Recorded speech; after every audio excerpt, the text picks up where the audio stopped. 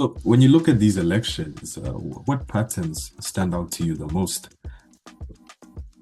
I think before I even get there, I'll get to the patterns. And I think in introducing the question, you've already laid it out in ways in which I was going to categorize it, right?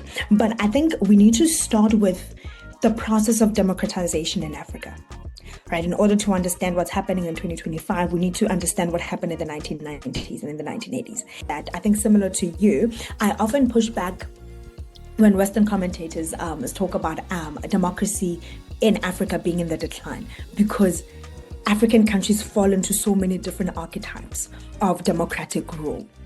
Right, and it's very hard to characterize in one thing. How I characterize them is I characterize them in four particular baskets. So I start with countries that are institutional leaders, right? That are institutionally strong in terms of their electoral governance. What does that look like? That looks like your Botswanas, your South Africas, your Namibias. These are countries with really strong institutions where an individual person is not more powerful than the government.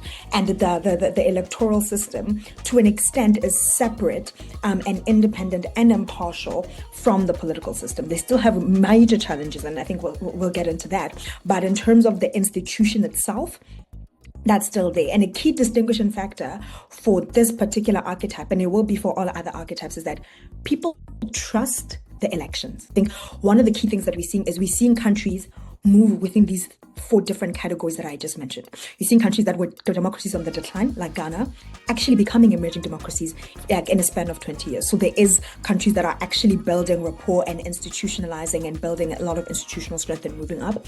But you do see a lot of more countries sort of moving down in those archetypes and becoming worse and worse in the decline. And then, of course, with recent developments in the Sahel, you're seeing a lot more coups and that string coming back again.